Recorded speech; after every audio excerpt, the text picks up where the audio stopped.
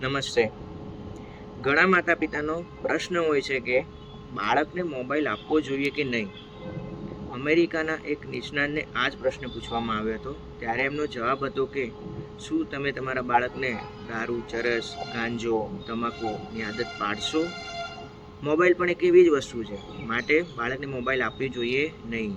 બાળક એ એના માતા પિતા તથા તેના આજુબાજુના વાતાવરણનો અરીસો છે. જો માતા પિતા જ આખો દિવસ મોબાઈલ મંતરતા હશે તો બાળક પણ મોબાઈલ મંતરશે. જો માતા પિતા સ્પોર્ટ્સ એક્ટિવિટી, ક્રિકેટ કે રમતગમતમાં બાળકને વાળશે, પોતે પણ રમતગમતમાં હશે, કસરત કરતા હશે, તો બાળક પણ કસરત કરશે અને એ રસ્તે આગળ વળશે. જો માતા પિતા પોતે જ જ્યોતિષ, તાંત્રિક જેવી અંધશ્રદ્ધાઓમાં ચરકટ હશે તો એમના બાળકો પણ જ્યોતિષ, તાંત્રિક અને અંધશ્રદ્ધામાં માનનારા ચરકટ બનશે. પણ જો માતા પિતા મંદિરે જતા હશે, કર્મોમાં માનતા હશે અને ભગવાનમાં માનતા હશે તો એમનું બાળક પણ મંદિર જતાં શીખશે, કર્મમાં માનશે અને ભગવાનમાં માનશે. માટે બાળકને જે રસ્તે વાળશો એ રસ્તે વળશે અને માતા પિતા એ જ અને તેના આજુબાજુનું વાતાવરણ એ જ બાળકનો અરીસો છે.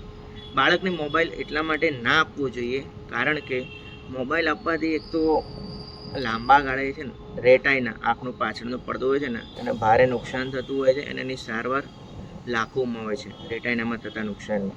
બરોબર છે. બાકી જે રેડિયેશનના લીધે થતું નુકસાન તો હોય જ છે, જે બાળકના શરીરને અસર કરે છે.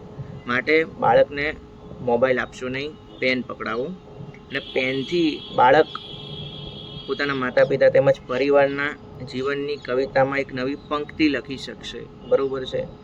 તો બાળકને પેન પકડાવો અને જીવનમાં એના કવિતાની નવી પંક્તિ લખાવો, નહીં કે પછી મોબાઈલ આપો.